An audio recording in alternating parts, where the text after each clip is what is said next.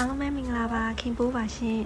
ဒီနေ့ကတော့ The Mad Singer မြန်မာ Season 3တွားပြီးတော့ရိုက်ကူးခဲ့တဲ့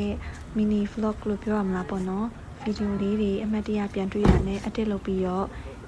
တင်လိုက်တာဖြစ်ပါတယ်ရှင်စတူဒီယိုကိုဆက်ရောက်ပြီးဆိုတာနဲ့ခင်ပိုးဝေးရုံဝတ်တယ် max တက်တယ်ဘယ်သူမှမမြင်အောင်ပေါ့နော်တိတ်တိတ်လေးကိုရဲ့ waiting room နဲ့ကိုသွားရပါတယ်ကိုနန္ဒကစိတ်ရှိရှိနဲ့အကုန်လုံးကိုလိုက်ပြီးတော့ကိုညီပေးရပေါ့နော်ခင်ဗျားဆိုလို့ရှိရင်အပတ်တိုင်း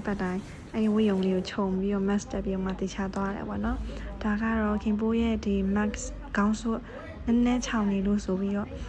မတ်တဲကိုပူစာနေရပေါ့နော်မတ်တဲကအရန်စိတ်ရှိပါတယ်ခင်ပိုးဒီရိုက်တဲ့အပတ်တိုင်းမှာနည်းနည်းချောင်နေရသူအမြဲတမ်းစိတ်ရှိနဲ့ပြင်မိရပေါ့နော်အားကြောင့်မလို့ဒီ performance လုပ်နေတဲ့အချိန်ရိုက်ကူးနေတဲ့အချိန်မှာလည်း mask ကိုထိရတာတကယ်တော့မလွယ်ဘူးပေါ့နော်ခင်ပိုးတော်အနေငယ်လေးခက်ခဲရှိပါတယ် stage ရဲ့ behind the scene လေးတွေလည်းအများကြီးရိုက်ဖြစ်ပါတယ်အဲ့မှာရှိရဲ့ staff အကိုတွေအမတွေတာဝန်ရှိရဲ့အကိုတွေအမတွေအကုန်လုံးကအဆက်ဆက်ကြီးအရန်နှွေးထွေးရပေါ့နော်အရန်လဲကူညီပေးကြပါတယ်အခက်ခဲမရှိ